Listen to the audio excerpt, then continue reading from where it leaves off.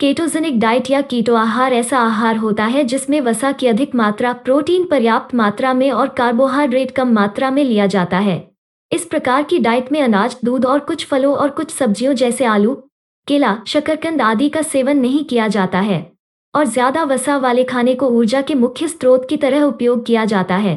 20 से अधिक अध्ययनों से पता चलता है कि इस प्रकार का आहार आपको अपना वजन कम करने और आपके स्वास्थ्य में सुधार करने में मदद कर सकता है। हालांकि इस प्रकार की डाइट का प्रयोग किसी डॉक्टर या डाइटिशियन से सलाह लेके ही करना चाहिए। कीटो आहार से मधुमेह, कैंसर, मिर्गी और अल्जाइमर रोग में भी लाभ मिलता है।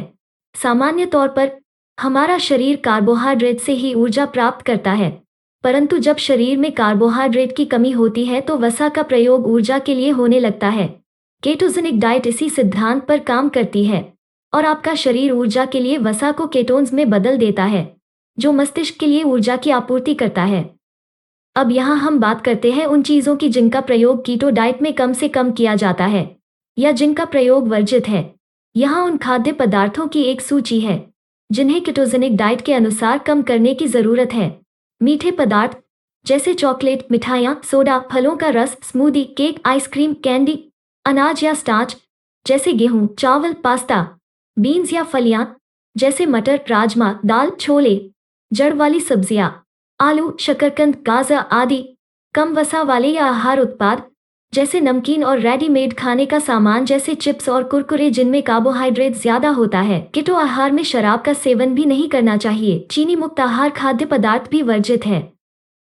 अब बात करते हैं इस केटोजेनिक डाइट में किन चीजों को अपने आहार में शामिल करना होता है। वसायुक्त मछली जैसे सैल्मन, ट्राउट, ट्यूना और मैकेरल। अंडे, पास्ता या ओमेगा-3 से भरपूर अंडे। मक्खन और क्रीम। पनीर। नट और बीज जैसे बादाम, अखरोट, सन बीज, कद्दू के बीज, चिया बीज। स्वस्थ तेल मुख्य रूप से एक्स्ट्रा वर्जिन ऑलिव ऑयल, नारियल तेल और एवोकेडो तेल। एवोकाडोस। लो कार्ब सब्जियां जैसे हरी सब्जियां, टमाटर, प्याज, मिर्च आदि। मसाले, आप नमक, काली मिर्च और विभिन्न स्वस्थ जड़ी बूटियों और मसालों का उपयोग कर सकते हैं।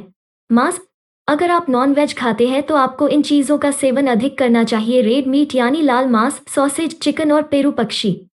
हालांकि केटोजेनिक आहार स्वस्थ लोगों के लिए सुरक्षित है, लेकिन आपके शरीर के अनुकूल होने पर कुछ प्रारंभिक दुष्प्रभाव हो सकते हैं।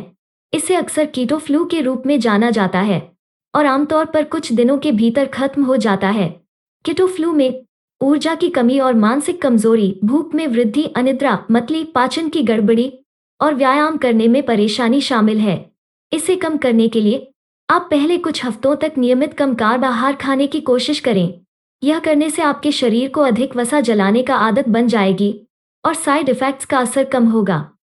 कीटो आहार उन लोगों के लिए बहुत अच्छा हो सकता है